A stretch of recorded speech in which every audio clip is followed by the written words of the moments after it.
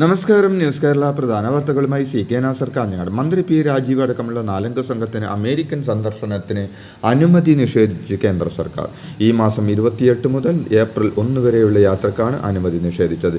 ലബനാനിലുള്ള വ്യവസായ മന്ത്രി നേരിട്ട് അമേരിക്കയിലേക്ക് പോകാനാണ് അനുമതി തേടിയത്.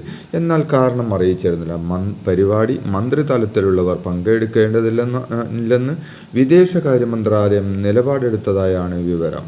വയനാട്ടിലെ ദുരന്ത സമയത്ത് കേരളത്തിലേക്ക് ആവശ്യമായ സഹായം കേന്ദ്രം നൽകിയില്ലെന്ന് അമിത് ഷാ. പല ഘട്ടങ്ങളിലായി കേന്ദ്രം സംസ്ഥാനത്തിന് നൽകിയ സാമ്പത്തിക സഹായത്തിൻ്റെ കണക്ക് അവതരിപ്പിച്ചാണ് മന്ത്രിയുടെ വിശദീകരണം. ദേശീയ ദുരന്ത നിവാരണ ബില്ലിലെ ചർച്ചയ്ക്കിടെ പാർലമെന്റിലാണ് അദ്ദേഹത്തിൻ്റെ പ്രതികരണം. സർക്കാർ ജീവനക്കാർ ലഹരിക്കെതിരെ മനുഷ്യമതിയിൽ പണിയേണ്ടത് സെക്രട്ടേറിയറ്റ് പടിക്കലല്ല, മറിച്ച് ക്ലിഫ് ഹൗസിലെന്ന് കോൺഗ്രസ് വർക്കിംഗ് കമ്മിറ്റി അംഗം രമേശ് ചെന്നിത്തല പറഞ്ഞു. ഇവരുടെ വേരൊറുക്കാൻ കഴിയാത്ത മുഖ്യമന്ത്രിയുടെ പരാജയമാണ്. വെറും 24 മണിക്കൂർ കൊണ്ട് ഇതിന് അന്ത്യം കുറിക്കാൻ സാധിക്കും. ഇത് ഞങ്ങൾ ചെയ്തിട്ടുണ്ട്. അത് ഇപ്പോൾ ചെയ്യാൻ കഴിയാത്തത് ഭരണപരാജയമാണെന്നും ചെന്നിത്തല അഭിപ്രായപ്പെട്ടു. സസ്പെൻഷൻ പിൻവലിച്ചതിന് പിന്നാലെ SP സുജിത് ദാസിന് പുതിയ നിയമനം. ഇൻഫർമേഷൻ ആൻഡ് കമ്മ്യൂണിക്കേഷൻ SP ആയാണ് അദ്ദേഹത്തെ നിയമിച്ചത്. ADGP MR അജിത് കുമാറിനെയും മുഖ്യമന്ത്രിയുടെ പൊളിറ്റിക്കൽ സെക്രട്ടറി P ശശിയെയും ഫോണിലൂടെ വിമർശിച്ചതിന് സസ്പെൻഷനിലായ അദ്ദേഹത്തെ അന്വേഷണം തീരും മുമ്പാണ് തിരിച്ചെടുത്തത്.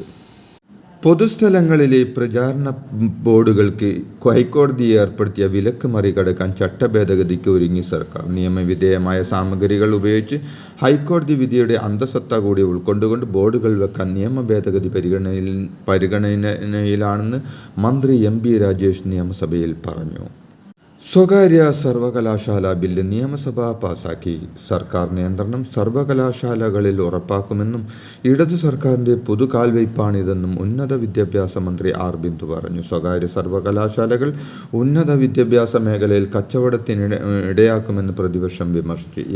എങ്കിലും ബില്ലിനെ തത്വത്തിൽ എതിർക്കുന്നില്ലെന്ന് പ്രതിപക്ഷം വ്യക്തമാക്കി. തിരുവനന്തപുരം സെക്രട്ടേറിയറ്റിന് മുന്നിൽ നടക്കുന്ന ആശാ വർക്കർമാരുടെ സമരത്തിനെതിരായ ആരോപണങ്ങൾക്ക് മറുപടിയുമായി SUCI. സമരത്തിൽ SUCIയുടെ ഇടപെടലുണ്ടെന്ന ആരോപണങ്ങൾക്കാണ് വാർത്താസമ്മേളനത്തിൽ മറുപടി നൽകിയത്. ജനകീയ സമരങ്ങളിൽ SUCI ഇടപെടുന്നത് സങ്കുചിത താൽപ്പര്യം വെച്ചല്ലെന്ന് SUCI സംസ്ഥാന സെക്രട്ടറി ജെയ്സൺ ജോസഫ് വാർത്താസമ്മേളനത്തിൽ പറഞ്ഞു. കനാലിലെ വെള്ളത്തിൽ നിന്ന് വൈദ്യുതി ഉൽപ്പാദിപ്പിച്ച് KSEB. പാലക്കാട് വണ്ടിത്താവളത്ത് 100 വീടുകളിലേക്ക് ആവശ്യമായ വൈദ്യുതിയാണ് ഉൽപ്പാദിപ്പിക്കുന്നത്. കേരളത്തിൽ ഇത്തരത്തിൽ കനാലിൽ ജലചക്രം സ്ഥാപിച്ച് വൈദ്യുതി ഉൽപ്പാദിപ്പിക്കുന്നത് ആദ്യമായാണ്. വൈദ്യുതി മന്ത്രി K കൃഷ്ണൻകുട്ടിയുടെ സ്വന്തം മണ്ഡലമായ ചിറ്റൂരിലെ പട്ടാഞ്ചേരി പഞ്ചായത്തിലാണ് ഈ പദ്ധതി KSEB നടപ്പിലാക്കുന്നത്.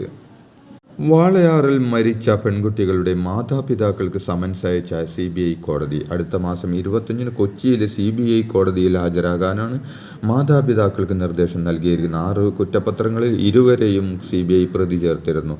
കുറ്റപത്രം റദ്ദാക്കണമെന്നാവശ്യപ്പെട്ട് കുട്ടികളുടെ മാതാപിതാക്കൾ കഴിഞ്ഞ ദിവസം ഹൈക്കോടതിയിൽ ഹർജി നൽകിയിരുന്നു. ഇതിന് പിന്നാലെയാണ് CBI നീക്കം. പാലക്കാട് നെന്മാറ പൊത്തുണ്ടിയിൽ കൊല്ലപ്പെട്ട സുധാകരൻ്റെ മക്കൾക്ക് അഖിലേക്കും അതുല്യക്കും 1 ലക്ഷം രൂപ വീതം നൽകുമെന്ന് HRDS ഇന്ത്യ അറിയിച്ചു. സഹായ വാഗ്ദാനം അറിയിച്ചതിന് പിന്നാലെ അതുല്യക്കും അഖിലക്കും HRDS ഇന്ത്യ അധികൃതർ ചെക്ക് കൈമാറി. അതേസമയം പ്രതി ചെന്താമരക്ക് പരമാവധി ശിക്ഷ നൽകണമെന്ന് കൊല്ലപ്പെട്ട സുധാകരൻ്റെ മക്കൾ ആവശ്യപ്പെട്ടു. ചെന്താമര പുറത്തിറങ്ങിയാൽ വീണ്ടും ആക്രമിക്കുമെന്ന് പേടിയുണ്ടെന്നും മക്കൾ പറഞ്ഞു. വാഹനം ഓടിക്കാൻ നൽകി കുട്ടികളോടുള്ള സ്നേഹം കാണിക്കരുതെന്ന് മുന്നറിയിപ്പുമായി MVD. മധ്യവേനൽ അവധി ആരംഭിക്കാൻ പോകുന്ന സാഹചര്യത്തിലാണ് ഈ മുന്നറിയിപ്പ്. പ്രായപൂർത്തിയാകാത്ത കുട്ടികൾക്ക് വാഹനം ഓടിക്കാൻ നൽകുന്ന രക്ഷിതാക്കൾ കനത്ത ശിക്ഷ തന്നെ നേരിടേണ്ടി വരുമെന്നും സമീപകാലത്ത് നിരവധി കോടതി വിധികളാണ് ഇതുമായി ബന്ധപ്പെട്ട് ഉണ്ടായിട്ടുള്ളതെന്നും MVDയുടെ മുന്നറിയിപ്പിലുണ്ട്.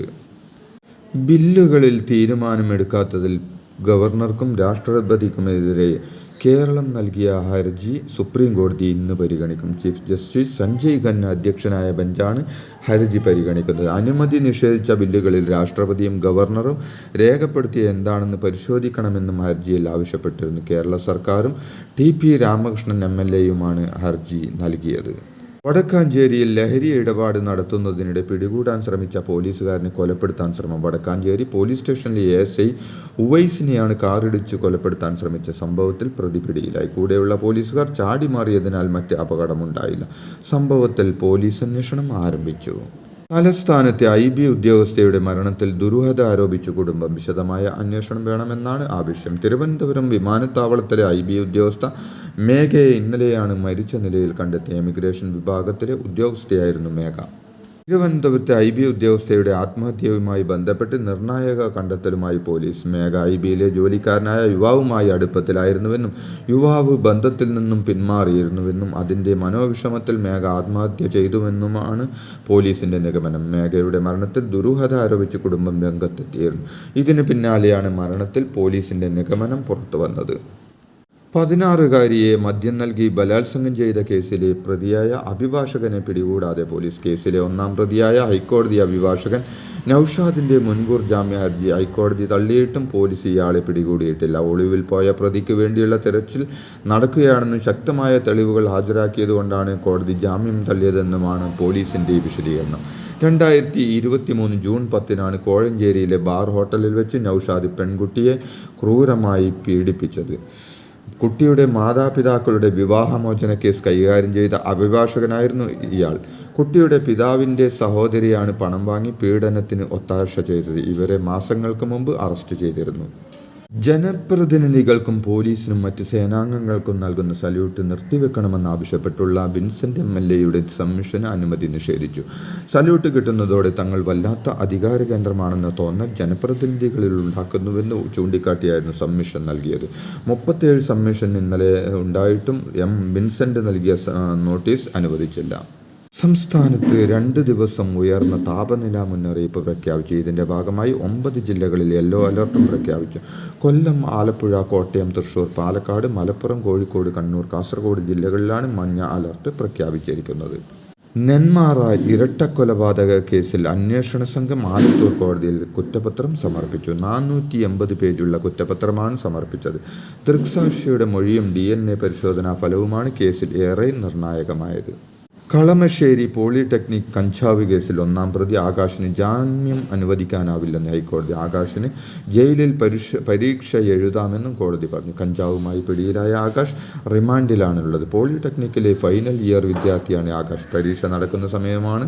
പരീക്ഷ എഴുതാൻ ജാമ്യം നൽകണമെന്നാണ് ആകാശ് കോടതിയോട് ആവശ്യപ്പെട്ടത്. കൊടകര കുഴൽപ്പണക്കേസിൽ താൻ പറഞ്ഞ കാര്യങ്ങളിൽ ഉറച്ചു നിൽക്കുന്നുവെന്ന് BJP മുൻ ഓഫീസ് സെക്രട്ടറി തിരൂർ സതീഷ് പറഞ്ഞു. സത്യം പുറത്തു കൊണ്ടുവരാൻ തൻ്റെ നിയമ പോരാട്ടം തുടരുമെന്നും സതീഷ് പറഞ്ഞു. കലൂർ